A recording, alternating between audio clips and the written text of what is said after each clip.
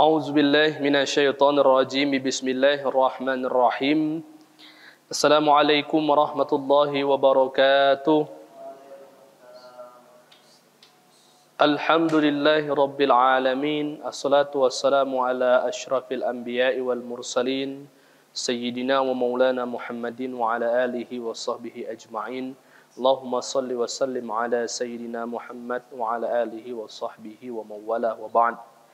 Yang pertama, marilah kita panjatkan puja dan syukur atas kehadirat Allah Subhanahu wa taala yang telah banyak memberikan kita berbagai macam nikmat. Di antara nikmat yang masih Allah Subhanahu wa taala berikan kepada kita, ditancapkan di dalam hati kita dan keyakinan kita, yaitu nikmat keimanan, kemudian nikmat Islam, nikmat sehat, nikmat kesempatan, sehingga dengan nikmat tersebut Allah Subhanahu wa taala mengizinkan kita untuk sama-sama dapat berkumpul bersama, melaksanakan kewajiban kita sebagai seorang muslim dan mukmin, salat maghrib secara berjamaah dan dilanjutkan dengan bertafakuh fiddin.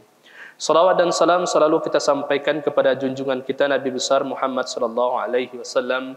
Semoga salawat yang selalu kita sampaikan kepada beliau, sunnah-sunnah yang selalu kita lakukan, menjadi bukti kecintaan kita kepada baginda Nabi sallallahu alaihi wasallam, sehingga di akhirat kelak kita dipertemukan bersama baginda Nabi sallallahu alaihi wasallam di surganya Firdaus. Amin ya rabbal alamin.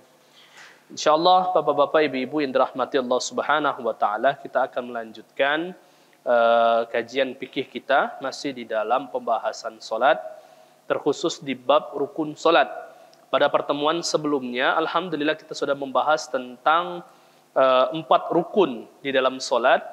Yang pertama yaitu niat, yang kedua yaitu berdiri sesuai dengan kemampuan kita, terkhusus di dalam solat fardu. Kemudian takbiratul ihram, mengucapkan takbiratul ihram, kemudian membaca surat Al-Fatihah. 4 tersebut merupakan di antara rukun ataupun amalan yang inti di dalam solat, atau yang kita kenal dengan istilah rukun salat. Pada malam hari ini insyaallah kita akan membahas tentang rukun selanjutnya, rukun kelima, yaitu pembahasan tentang ruku'. Alhamdulillah, sebagaimana yang telah kita ketahui bersama, bahwasanya ketika berbicara tentang rukun, berbicara tentang salat, salat itu adalah perkataan dan perbuatan. Maka di semua yang kita lakukan di dalam solat itu, selain daripada niat, isinya adalah ucapan-ucapan dan perbuatan-perbuatan. Seperti kemarin kita sudah membahas rukun berdiri. Berdiri itu berarti perbuatan kita. Ketika kita mengucapkan Allahu Akbar, berarti perkataan ataupun ucapan. Membaca surah Al-Fatihah berarti perkataan ataupun ucapan. Nah, rukun kelima itu masuk dalam kategori perbuatan. Ya, ruku' itu dalam syariat Islam mungkin sering kita dengar di ayat-ayat Al-Quran.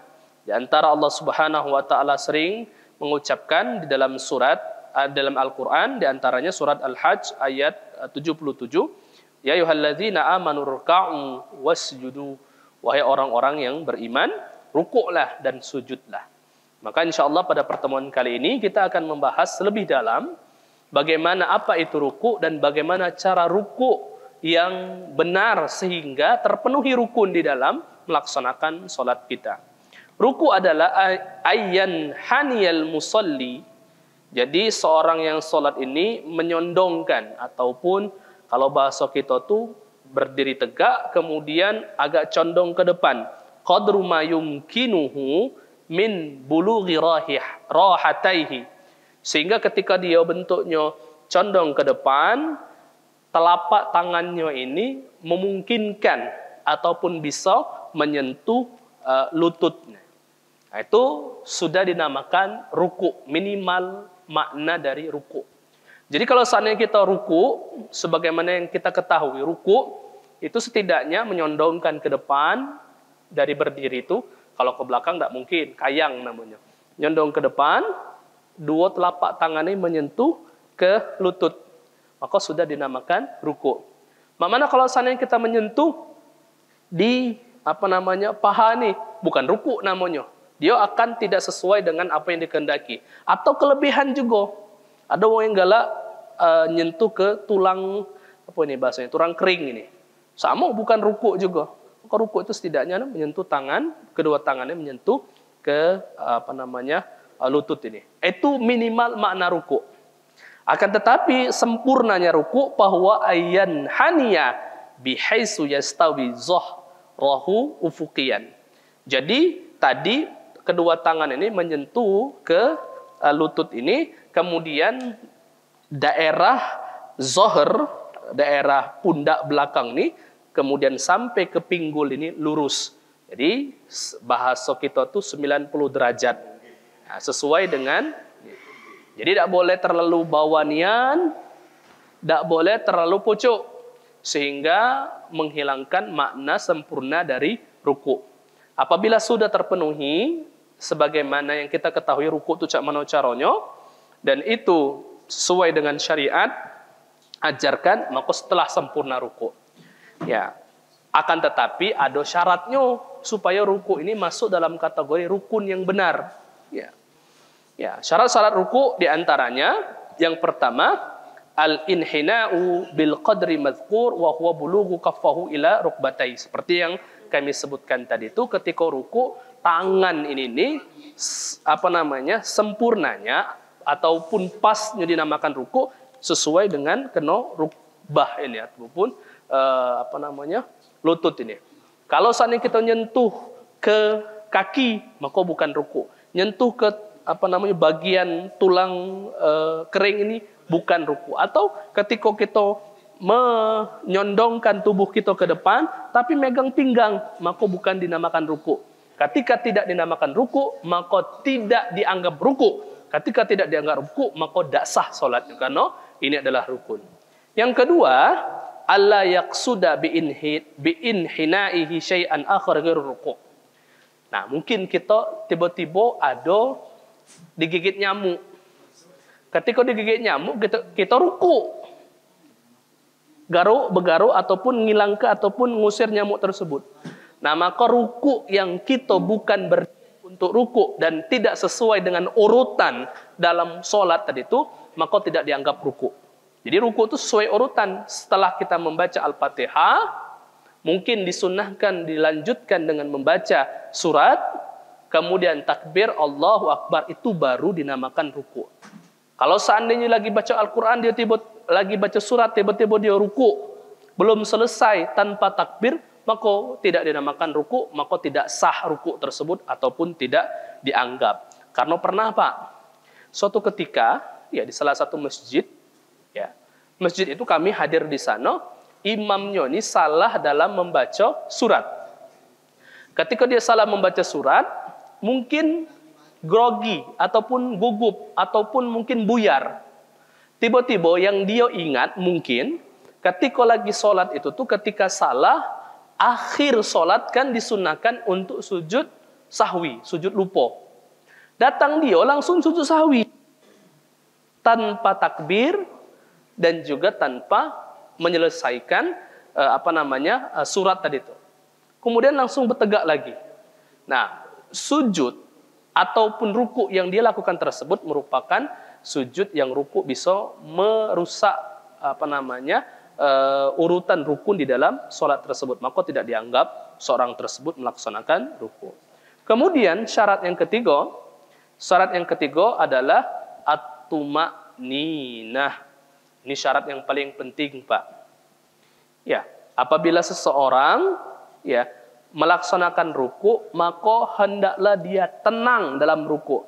Ayastaqirra fi inhina'ihi qadru tasbihatin.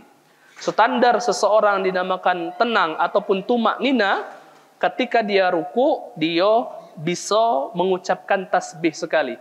Allahu Akbar, dia ruku. Subhana rabbiyal azimi. Atau subhana rabbiyal azimi wa bihamdi. Ketika lamanya dia ruku, itu selama membaca tasbih, maka dianggap dia tumak-nina. Kalau seandainya dia kurang ataupun sering kita jingok seperti sebentar lagi Ramadan, Pak, ketika ruku, Allahu Akbar, sami Allahu liman hamidah, maka tidak dianggap tumak nina. Ketika tidak dianggap tumak nina, tidak terpenuhi syarat ruku. Tidak terpenuhi syarat ruku berarti tidak dianggap ruku. Tidak dianggap ruku berarti dia tidak dianggap sah dalam solat. Maka harus tumak nina ketika melaksanakan ruku. Hal tersebut sesuai dengan sabda Nabi, hatta tatma'inna raqi'an. Sehingga seorang itu dianggap ruku ketika dia rukunya secara tumak nina. Aswa'un nasu sariqatan alladhi yasriku min salatihi. Orang yang masuk dalam kategori hobi maling solat. Siapa itu? Mereka yang diantara rukun solat, ruku diantaranya tidak tumak nina, maka dianggap wong yang maling solat, kata baginda Nabi SAW. Wa qalu ya Rasulullah wa kaifa yasriku min salatihi? Sahabat bertanya, bagaimana ya Rasulullah orang yang maling solat itu? La yutimmu ruku'aha wala sujudaha. Orang yang maling solat itu adalah yang tidak sempurna ruku dan sujudnya, atau tidak tumak ninah ruku dan sujudnya. Maka standar ruku itu adalah tumak ninah. Syarat yang ketiga tadi. Jadi terjawablah pertanyaan yang sering kita tiap tahun tuh sering ada di dalam TV itu ketika melaksanakan sholat tarawih itu tidak khusyuk, tidak tumak ninah. Maghdubi alaihim waladdallin, amin, Allahu akbar, sami Allahu liman hamidah. Belum sempat ruku sempurna, belum sempat. Boro-boro dia nak membaca tasbih. Maka ini masuk dalam kategori yang tidak sah solatnya. Terkhusus di mazhab Syafi'i dan mayoritas ulama juga berpendapat demikian. Ya, di sini rawal Bukhari, diriwayatkan oleh Bukhari, Imam Bukhari an Huzaifah radhiyallahu an, dari sahabat Nabi namanya Huzaifah, ra'a rajulan la yatimmu ruku wala sujud. Tidak melihat seseorang sahabat yang lainnya tidak sempurna ruku dan sujudnya. Faqala ma shallaita, kau tidak solat atau kau tidak dianggap melaksanakan solat yang sah walau mutta ala ghairil fitrati. Kalau seandainya engkau mati, maka engkau mati tidak dalam fitrah, ya. Allati fatarallahu Muhammadan sallallahu alaihi wasallam alaiha. Maksudnya adalah kamu solat dengan tidak sempurna sujud dan ruku ini, berarti kamu ketika wafat nanti bukan dianggap orang-orang yang melaksanakan solat sebagaimana yang Rasul SAW ajarkan. Bukan kafir, tetapi dia melaksanakan ajaran ataupun solat yang tidak sesuai dengan apa yang Rasul SAW ajarkan. Maka harus sempurna. Wa amma akmalar ruku' fahuwa ayaswi zahrahu ma'a unukihi bisyaklin ufuqi mustaqim ghairu maqus. Jadi di sini memang harus 90 derajat dari daerah kepala sampai pundak ini sampai bagian belakang ini sampai pinggul ini harus sejajar. Jangan terlalu condong ke bawah atau terlalu pucuk. Ya, bahasanya itu rato-rato air, aman bahasanya itu. Kemudian disunnahkan ketika ruku tersebut melafazkan ataupun berdoa ataupun mengucapkan zikir subhana rabbiyal azim. Boleh ditambah subhana rabbiyal azimi wa bihamdi 3 kali. Itu sunnah dan sempurna dalam pelaksanaan ruku. Di ruku itu, Pak. Jadi kalau seandainya tidak sesuai dengan yang diajarkan Nabi, yaitu tidak tumak nina, kemudian rukunya juga di luar dari urutan dalam solat, dalam rangkaian susunan solat, maka tidak dianggap ruku, maka tidak dianggap solat juga, ataupun tidak sah solatnya. Terus mana? Efeknya apa? Maka dia wajib mengulangi solat tersebut. Kemudian rukun yang keenam yaitu al-i'tidal. I'tidal ini artinya tenang, pertengahan, tenang. I'tidal ini. Wa huwa wuquf yufassilur ruku' anis sujud. Jadi dinamakan i'tidal, dari namanya kita harus paham bahwasanya arti i'tidal ini adalah pemisah antara ruku' menuju ke sujud. Kalau seandainya ruku' langsung sami Allahu liman hamidah langsung sujud, maka tidak dianggap i'tidal. Jadi i'tidal itu ketika ruku' sudah sempurna, maka bertegak sebentar. Nah, bertegak sebentar, membaca zikir, khususnya yang disunahkan oleh baginda Nabi SAW baru ruku, baru sujud. Nah, di antara ruku dan sujud tersebut maka disebut dengan i'tidal. Diriwayatkan oleh hadis riwayat Muslim dari Aisyah radhiyallahu anha, annaha wasafat salatun Nabi sallallahu alaihi wasallam faqalat, bahwasanya Aisyah memberikan sifat, memberitahu bagaimana cara salat Nabi sallallahu alaihi wasallam. Fa kana idza rafa'a ra'sahu minar ruku', ketika Rasul ruku, kemudian beliau berangkat dari ruku, mengangkat kepala beliau dari ruku, lam yasjud hatta yastawi qa'iman. Rasul sallallahu alaihi wasallam belum langsung sujud sampai Rasul benar-benar sempurna dalam berdiri. Artinya Rasul tidak langsung ruku. Ketika Rasul sallallahu alaihi wasallam ruku, kemudian beliau bertegak, ditunggukan sebentar membaca zikir, lalu beliau melanjutkan dengan sujud. Nah, itu disebut dengan i'tidal. Ada syaratnya juga. Ya, i'tidal ini supaya terpenuhi sebagai i'tidal yang dianggap sempurna dalam solat, maka harus terpenuhi syarat. Yang pertama, alla yaqsid bi'tidal min ruku' syai'an akhar ghairul ibadah. Jadi i'tidal ini adalah memang i'tidal yang sesuai dengan urutan. Letaknya adalah antara ruku' dan sujud. Kalau ada i'tidal selain dari antara ruku' dan sujud, maka tidak dianggap i'tidal. Yang kedua, ayat ma'inna fi i'tidalihi qadri tasbihah. Sama cak ruku' tadi, i'tidal harus dalam keadaan berdiri yang sempurna, kemudian jangan langsung ruku', hendaklah dia berdiri dengan tenang, kemudian waktu ataupun dinamakan tumaknina ketika i'tidal itu qadru ataupun masanya seperti semasa ataupun sepanjang ketika dia membaca tasbih subhana rabbiyal a'la ataupun subhana rabbiyal azim, atau dengan doa ketika kita i'tidal, doa yang sering kita baca, sami Allahu liman hamida rabbana lakal hamdu rabbana walakal hamdu, maka sudah dianggap i'tidal, baru langsung sujud. Atau doa yang panjang boleh, silakan, sunnah. Yang penting bertegak dengan sempurnanya ini. Alla yadhilla alla yatil al-wuquf fihi tawilan fahishan. Nah, walaupun memang disuruh untuk sempurna bertegaknya, kemudian tumaknina, tak boleh terlalu panjang ketika i'tidal. Bi ayyazida ala muddatin qiraatil Fatihah. Maksimal kalau nak bertegak i'tidal itu tidak lebih panjang dari pembacaan Al-Fatihah. Kalau panjang mungkin lama yang bertegaknya, maka tak sah i'tidalnya. Ya, li'annahu ruknun qasir, karena i'tidal adalah rukun yang pendek, bukan rukun yang panjang seperti pembacaan Al-Fatihah ataupun ketika pembacaan At-Tahiyat agak kita bahas. La yajuzu tatwiluh, tidak la yajuzu tatwilahu, tidak boleh memanjangkan i'tidal tersebut. Kemudian hal tersebut disunahkan ketika membaca, ketika i'tidal membaca zikir-zikir. Banyak zikirnya Pak, terserah. Minimal sami Allahu liman hamidah rabbana walakal hamdu. Kemudian yang selanjutnya yaitu sujud. Rukun yang ketujuh yaitu sujud. Nah, sujud ini mubasyaratun jabahatul musalli maudhi'u sujudih.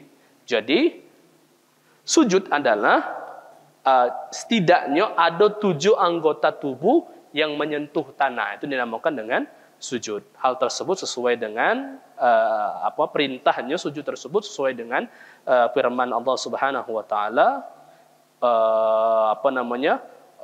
warka'u ma'arraki'in, kemudian irka'u wasjudu, sesuai dengan seperti ayat ketika ruku' tadi itu. Nah. Kemudian syarat, ada syaratnya dan juga caranya di dalam sujud. Ya. Yang pertama adalah kashful jabhatu inda mulamasati hal ard. Ketika kita sujud, maka yang pertama sekali yang harus tidak terhalangi adalah bagian jabhah, kening kita ini. Sebagian ulama memberitahu bahwasanya selain dari kening itu sepanjang dengan hidung. Jadi bagian ini dengan bagian hidung ini kalau pacak tidak ada halangan. Bagi kita yang pakai peci, itulah mungkin sering jenguk ustad-ustad ataupun kiai aloma, dia membuka ketika ngimam agak dibukanya sedikit. Karena apabila ada yang menghalangi seperti peci, menghalangi tempat sujud, maka ini bisa menghilangkan syarat yang pertama, yaitu terhalanginya jidat ataupun kening kita nih di tempat sujud tadi. Kemudian yang kedua, ayyakuna sujud ala sab'ati a'dha. Selain daripada kening ataupun jidat kita ini dan juga bagian hidung, ada 7 anggota tubuh yang harus menyentuh di tempat sujud. Ya. Hal tersebut sesuai dengan sabda Nabi Sallallahu Alaihi Wasallam, sesuai dengan sunnah Nabi Sallallahu Alaihi Wasallam, bahwasanya umirtu an asjuda ala sab'ati a'zumin. Ya, ada 7 anggota tubuh yang harus menyentuh tempat sujud. Alal jabhati. Pertama, Rasul Sallallahu Alaihi Wasallam mengisyaratkan daerah kening ini. Wa asyara biyadihi ala anfihi. Kemudian dari kening Rasul mengisyaratkan juga ke bagian hidung sini. Jadi ulama mengatakan bagian kening dan juga hidung. Itu yang pertama. Wal yadain. 2 telapak tangan. Jadi 1, 2, 3. Kemudian waruk batain. Apa namanya? Tumit nih. 1, 2. Berarti 5 ekor. Wa atrafil qadamain. Dan ujung kaki tempat jari. Maka 7 anggota tubuh tersebut diriwayatkan oleh riwayat Bukhari dan Muslim menjelaskan bahwasanya 7 anggota tubuh tersebut maka harus diletakkan di tempat sujud.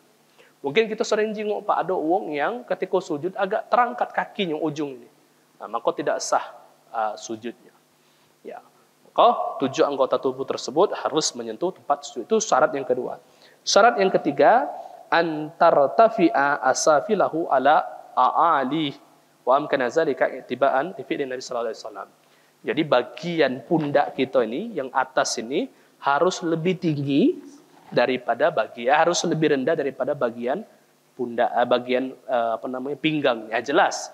Karena ngapa kalau seandainya ini sejajar, berarti bukan sujud, tidak nyentuh tadi bagian ini. Walaupun sisa 6 bagian yang lain tuh nyentuh. Ya, kita galak main kudo-kudoan dengan anak kita, adik kita, nyentuh sini nyentuh, tangan 2 ekor nyentuh, ini nyentuh, kaki nyentuh. Tidak nyentuh. Maka keadaannya seperti yang sudah jelaskan tadi. Alla yasjuda ala saubin muttasil bihi bihaisu yataharraka biharakatihi. Ini Pak juga. Dalam mazhab Syafi'i khususnya, hendaklah, mungkin Bapak baru balik dari haji umroh, lagi semangat-semangatnya pakai syal cak syekh itu. Ditaruh di syal, ya.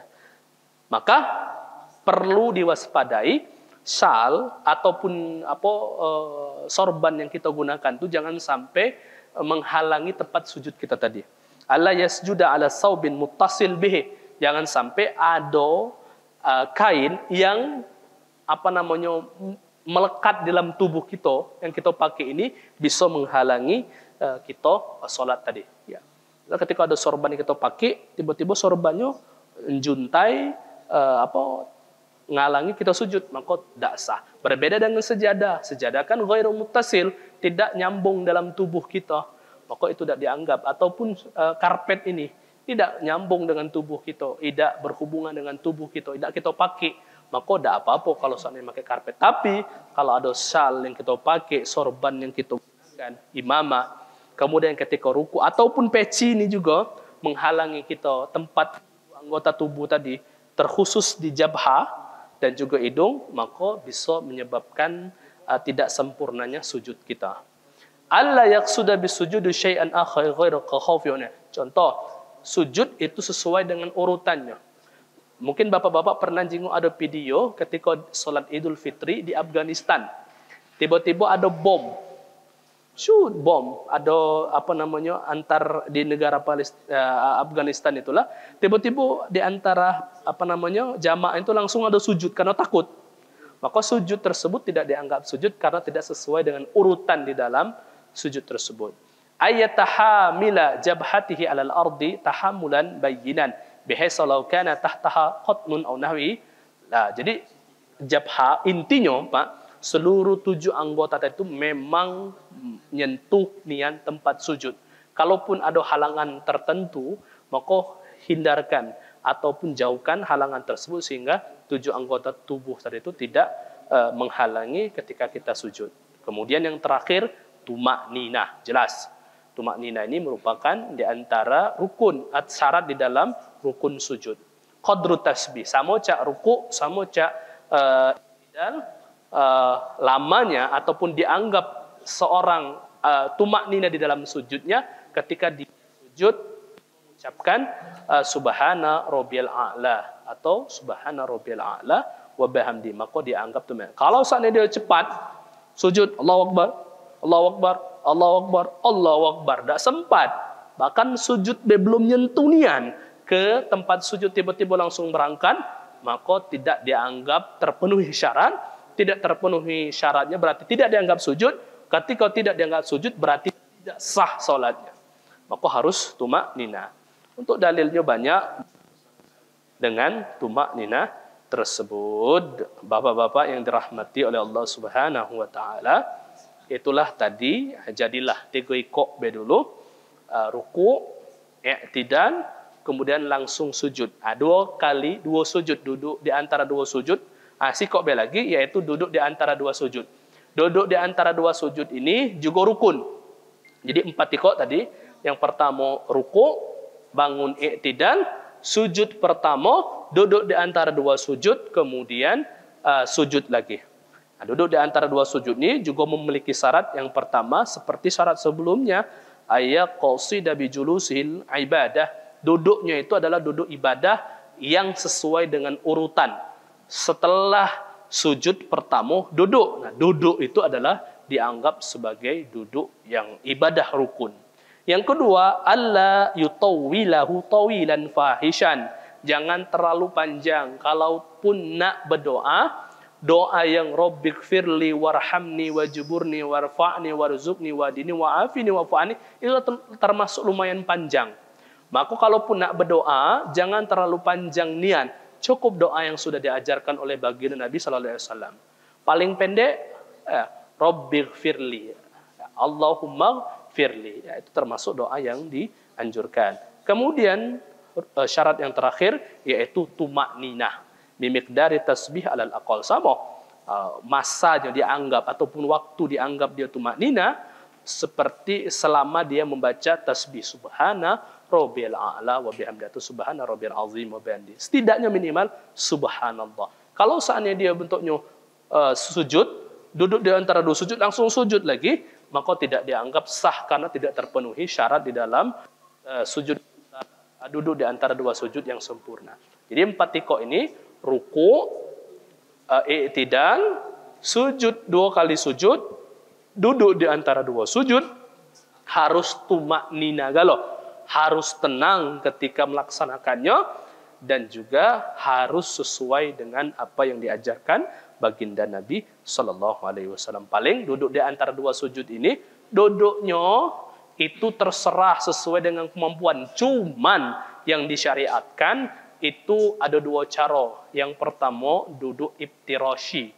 Mungkin kalau bapak-bapak duduk iftirashi itu sudah tahu. Duduk iftirashi pernah kami ajarkan kemarin. Iftirashi itu duduk tasyahud awal itu. Iftirashi, ini iftirashi. Iftirashi. Kaki di sini sebelah kanan, kemudian bagian kiri kita duduk ini iftirashi. Kemudian di dalam mazhab Syafi'i juga, dalam riwayat Ibnu Abbas dibolehkan juga ketika duduk di antara 2 sujud iqa', namanya ini iqa'. Ini juga dibolehkan, cuman jarang.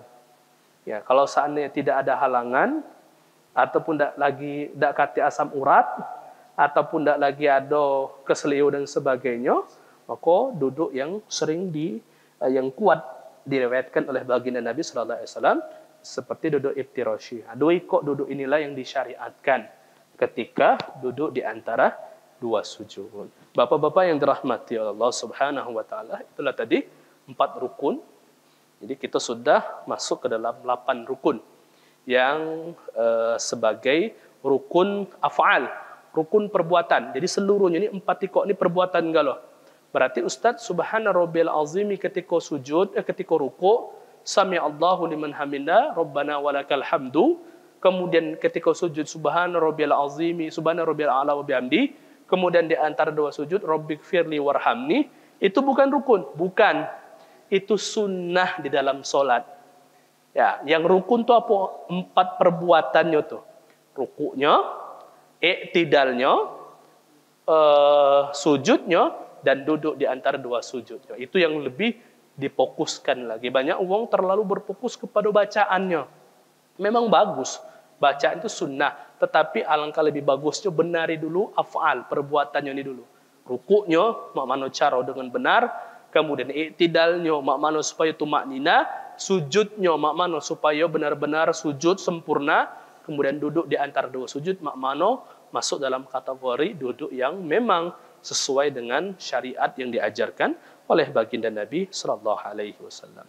Bapak-bapak yang dirahmati Allah Subhanahu wa taala, kalau ada yang kurang jelas silakan bisa ditanyakan, atau ada hal-hal yang pengen didiskusikan, boleh sama-sama kita diskusikan. Ahlan wa sahlan kalau ada. Baik di sini ataupun di luar. Nah, silakan Pak Haji. Hmm.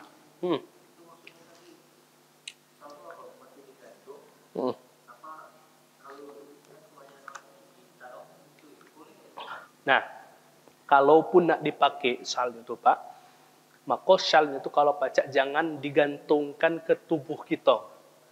Permasalahan sebenarnya ini dalam mazhab Syafi'i dan sebagian mazhab Hambali. Selain mazhab yang lain tak kata mengaruhnya. Karena ngapo? Takutnya ketika syal atau kain, biasanya kalau ibu-ibu ini mau kena, yang dipakainya itu bentuknya agak bisa menghalangi dia sujud. Di antara syarat yang harus terpenuhi, yaitu seperti yang sudah kita bahas tadi itu, di antara 7 tempat sujud ini, 7 anggota tubuh ini, jangan sampai terhalangi ketika sujud, terkhusus di bagian jidat dan juga hidung. Ketika syal yang kita pakai, Pak Haji, itu bergerak. Ketika bergerak, tiba-tiba langsung ke tempat sujud ini, menghalangi kita sujud, maka itu bisa masuk dalam kategori tidak terpenuhi syarat tadi. Maka tidak sah di dalam sujudnya. Ini dalam mazhab Syafi'i. Kehati-hatian. Walaupun mazhab lain tidak ada apa-apa. Peci juga, intinya kan kita jabha ataupun kening kita ini nyentuh tempat sujud. Walaupun yang nyentuh itu adalah pecinya. Dalam mazhab Syafi'i, tidak. Yang nyentuh itu bukan jabhanya, tetapi pecinya. Maka pecinya harus diangkat dulu ketika sujud. Timbul pertanyaan lagi, nama mana sejadah ini? Kan sejadah ini bukan bagian dari tubuh kita yang bergerak nih. Peci, kalau seandainya taruh di sini, kita sujud di pucuk peci, tidak ngaruh. Cuman, karena peci ini nyangkut di badan kita, itu yang dipermasalahkan oleh ulama. Sehingga takut menghalangi sujud kita tadi itu. Oleh karena itu, jangan sujud ala saubin muqtasil bihi bihaisu yataharraqa biharakati. Sehingga ada pakaian-pakaian yang juga bentuknya baca, jangan terlalu ketika menggunakan pakaian juga selain menghalangi tempat sujud, pakaian ini galak sering mengganggu kehusyuan kita sehingga menyebabkan kita banyak bergerak. Akhirnya kita masuk dalam pembahasan bisa membatalkan sholat dikarenakan kasratul af'al, banyak gawe, banyak gerakan yang bukan dari bagian sholat tadi. Nah, jadi itu, Pak Haji.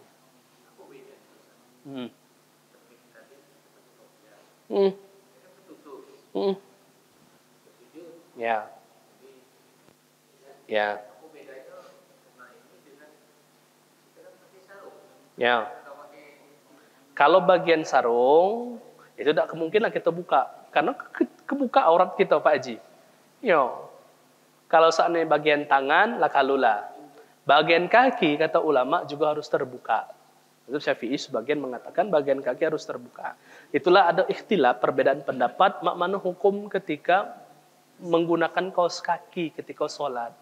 Ada yang mengatakan tidak nyentuh. Nah, kalau bagian ini, oke lah. Kalau bagian ini terbuka aurat kita. Tapi kalau kecak bagian kaos kaki ataupun sarung tangan, maka ulama kehati-hatian. Kalau pacak lepas. Sarung tangan lepas, ini lepas, terkhusus bagian kepala ini.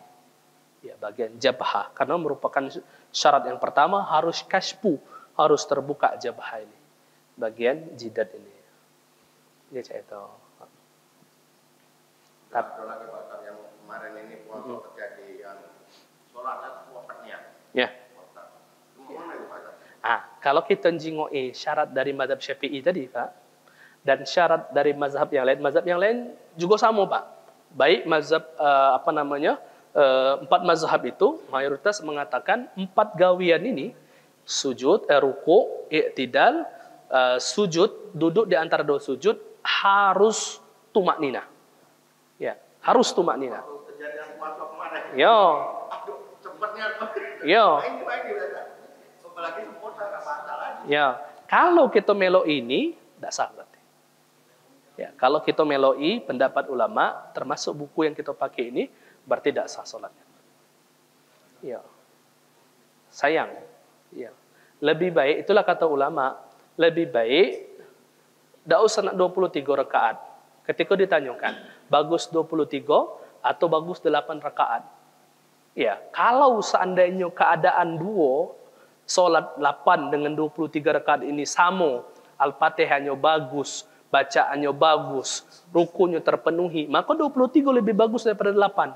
Cuman kalau 8 ini Fatihah bagus, rukunya sempurna, sujudnya sempurna, i'tidalnya sempurna, duduk di antara 2 sujudnya sempurna, dengan 23 yang terlalu cepat, maka 8 ini lebih utamakan dan lebih afdol daripada 23 tetapi cepat tadi itu.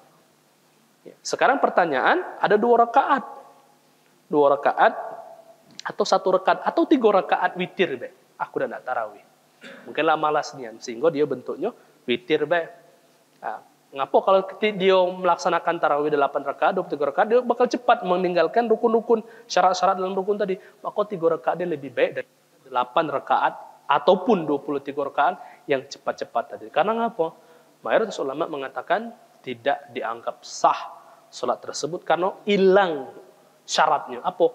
Tumak nina. Bahkan di dalam mazhab Syafi'i, di dalam kitab Ghayatu Takrib Imam Abi Suja, rukun salat ini 18 bukan 14. Nah, mereka Imam Abi Suja memisahkan, Pak.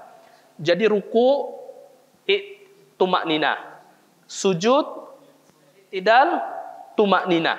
Bukan sujud di dalamnya ada tumak nina, tetapi sujud harus tumak nina.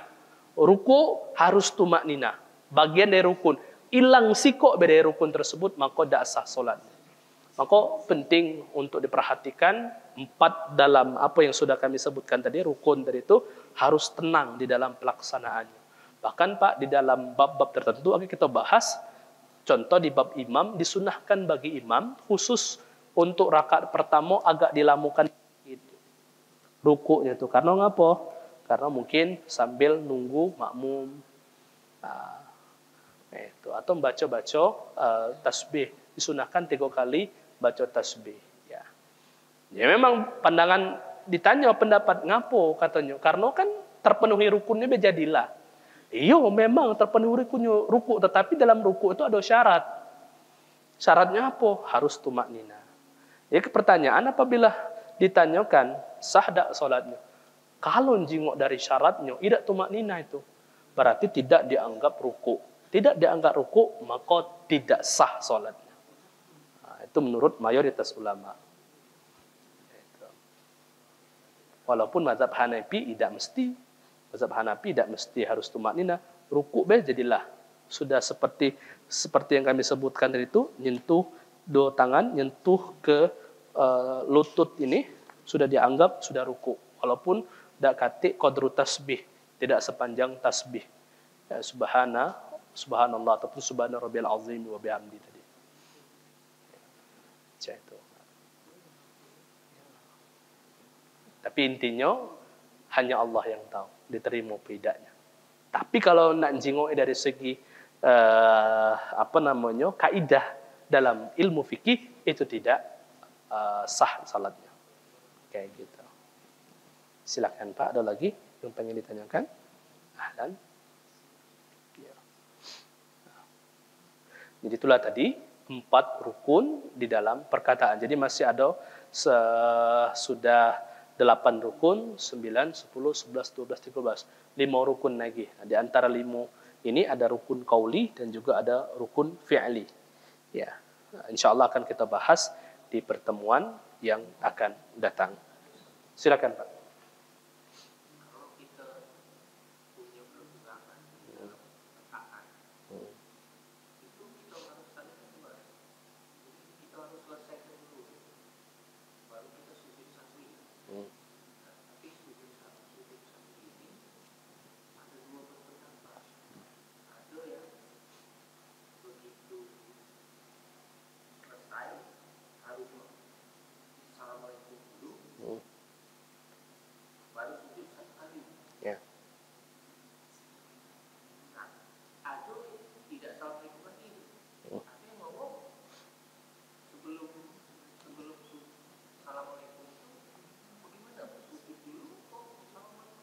Ya. Dua kali. Hmm. Ini sudah 70 kali. Hmm. Sudah selesai nggak assalamualaikum lagi? Ya. Yang sekali, yang dua kali, Sujud sahwi itu dua cara, Pak. Menurut mayoritas ulama, menurut mazhab Hanafi. Ngapa berbeda? Kita bahas. Menurut mayoritas ulama, sujud sahwi ataupun sujud lupa itu, Pak, diantaranya dikarenakan rupa jumlah rakaat solat, atau lupa ketika kunut, rupa baca tasyahud awal. Itu masuk dalam kategori kelupaan yang disyariatkan untuk membaca atau melaksanakan sujud sahwi, sujud lupa. Mazhab mayoritas ulama berpendapat sujud sahwi itu letaknya harus sebelum rukun terakhir. Kalau dia setelah rukun terakhir, maka gawian tersebut di luar solat, maka tidak dianggap solat. Dalam mayoritas ulama, rukun terakhir itu adalah salam pertama. Assalamualaikum warahmatullahi wabarakatuh. Itu rukun terakhir dalam solat. Sehingga disyariatkan ketika sujud sahwi itu setelah fil alamina innaka hamidum majid, alias tasyahud. Setelah tasyahud baca salawat Nabi, kemudian disunahkan membacakan salat Allahumma sholli ala sayyidina Muhammad kama shallaita ala Ibrahim, itu sampai akhir. Itu kan sebelum rukun terakhir salam. Maka dia disyariatkan ataupun disunnahkan untuk sujud sahwi. Sekali sujud, kemudian duduk di antara dua sujud, sujud lagi. Kemudian baru tutup, tidak usah tasyahud lagi, langsung salam. Tutup dengan rukun terakhir. Dalam mazhab Hanafi, rukun terakhir itu, Pak, bukan pertama, salam kedua. Maka di dalam mazhab Hanafi, ketika dia sudah sujud pertama, belum selesai kan gawian, karena rukun ini adalah salam terakhir. Maka dia bergerak, ketika dia sudah Assalamualaikum warahmatullahi, sujud. Kemudian ada yang mengatakan di dalam mazhab Hanafi pun ada dua pendapat, ada yang sekali, tapi kebanyakan mengatakan dua kali. Kemudian duduk di antara sujud, sujud lagi, kemudian tutup, Assalamualaikum warahmatullahi, ditutup dengan salam. Jadi mana yang benar? Dua-duanya benar. Cuman lebih abdolnya ataupun bagusnya sesuai dengan mazhab mana yang kita mulai dari awal solatnya. Kalau kita pakai mazhab Syafi'i, mazhab Maliki, mazhab Hambali, maka sebelum salam itulah tempat sujud sahwi. Ya. Tapi kalau kita mazhab Hanafi, maka setelah salam pertama sujud sahwi. Ya, kemudian setelah itu berangkat baru salam kedua. Karena ngapa? Berbeda rukun terakhir itu kapan? Ya. Terus bagi itu kan imam yang salah. Kalau dia imam. Nah, pada saat kan tindakan ini bagi dia langsung sujud sahwi. Ya. Dua kali itu makmum harus ikut apa? Harus. Kata ulama, kata Nabi SAW, ju'ilal imam liyu'tamma bihi fala takhtalifu alaihi.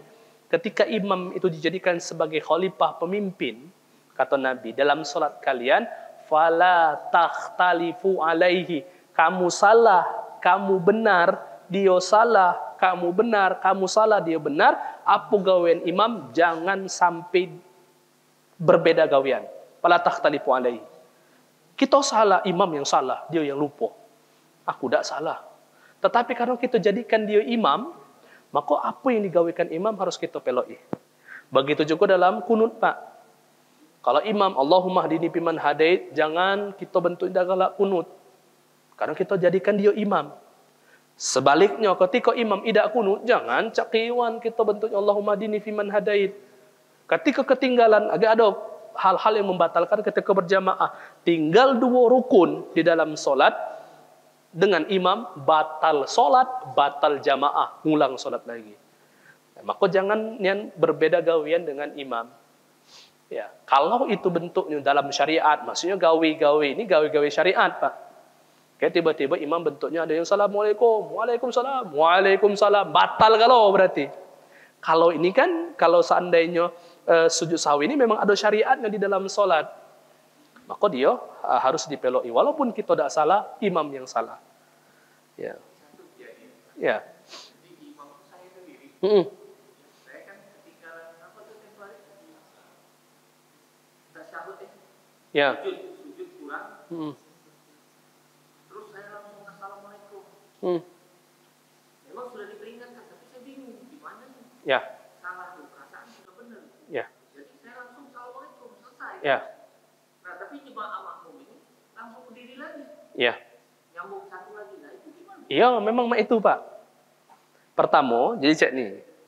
Kalau seandainya makmumnya bentuknya sama-sama ragu Pak, cuma dua kok, sama-sama ragu, caknya salah. Subhanallah. Imam ini bentuknya yakin bahwasanya dia ini benar, makmum ini ragu-ragu. Tiba-tiba ada yang jingok uang, misalnya, Pak Haji, kamu tadi kurang serakaat. Nah, kan jalannya kata kurang serakaat. Maka berdua kok ini sempurnakan satu rakaat, bertegak lagi. Walaupun sudah salam. Ya, imam dengan makmum tadi, karena sama-sama dia kan nuruti imam. Sedangkan makmum ini ragu.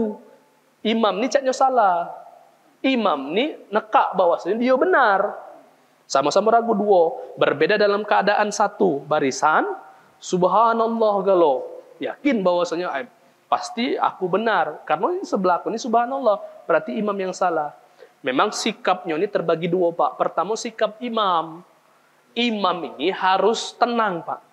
Salahnya di mana dan peloi mak mano caknya sering-sering terjadi itu kurang rakaat, kurang sujud, maka harus sempurnakan sehingga tidak katik lagi perkataan ataupun lafaz subhanallah.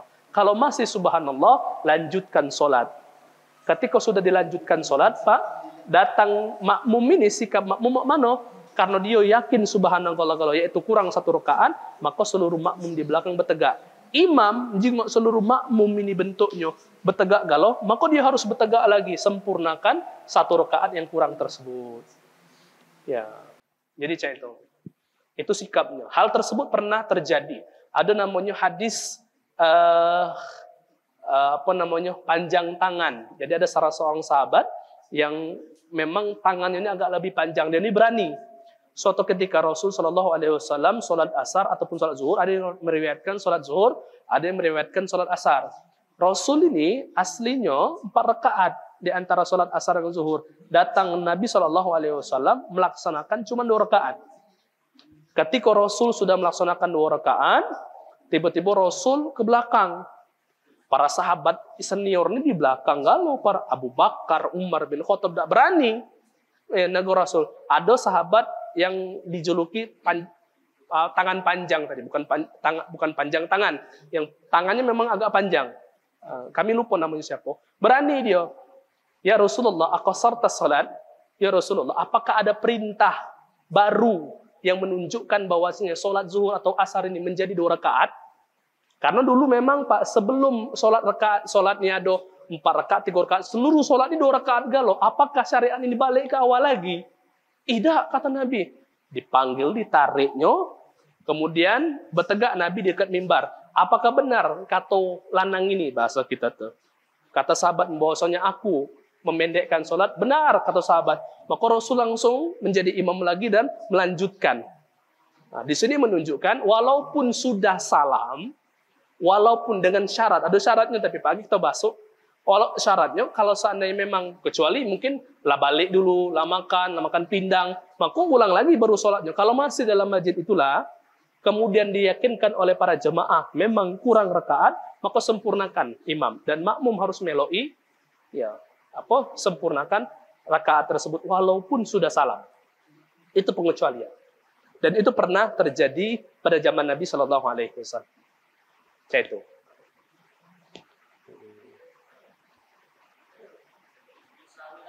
Sawi. Ada Pak. Bacaannya cak sujud itulah. Subah. Ya. Pas duduknya. Ya. Sujud sahwi itu bacaannya cak sujud biasa itulah. Ketika fil alamina innaka hamidum majid. Sujud kita. Apa bacaannya? Subhana rabbil a'la wa bihamdi. Duduknya sama, Rabbik firli warhamni wajiburni. Sama. Cuman di sujud sahwi itu Pak dalam madhab Syafi'i disunahkan ditambah. Subhana rabbiyal azim, subhana rabbiyal a'la wa bihamdi 3 kali. Subhana man la yasu wa la yanam. Maha suci Allah yang tidak tidur dan tidak lupa. Ada Pak ya? Pernah dengarnya Pak ya? Ditambah, itu disunnahkan. Ya, subhana man la yanam wa la yasu, atau subhana man la yasu wa la yanam. Maha suci Allah yang tidak lupa dan tidak tidur. 3 kali juga, cuman sunnah itu. Nah, diutamakan subhana rabbiyal azim wa bihamdi. Ketika duduk di antara 2 sujud, cak biasa, rabbighfirli warhamni wajburni. Sujud lagi sama, subhana rabbiyal azim, subhana rabbiyal a'la, kemudian subhana man la yasun wa yanam, selesai, jangan tasyahud lagi. Langsung, karena setelah itu sudah selesai tadi. Assalamualaikum warahmatullahi wabarakatuh. Assalamualaikum warahmatullahi wabarakatuh. Itu insya Allah ada babnya Pak. Ada 4 jenis sujud. Lagi insya Allah kita bahas secara detail di pertemuan yang akan datang. Sudah azan Pak ya? Dah. Ya, Bapak-bapak yang dirahmati Allah Subhanahu wa taala, sebelum kita tutup kita berdoa. MC-nya izin ya, jadi kita tutup dengan melafazkan lafaz alhamdulillah, alhamdulillahirabbil alamin, subhanakallahumma wa bihamdika, asyhadu an la ilaha illa anta astaghfiruka wa atubu ilaik. Sekian dan terima kasih. Assalamualaikum warahmatullahi wabarakatuh.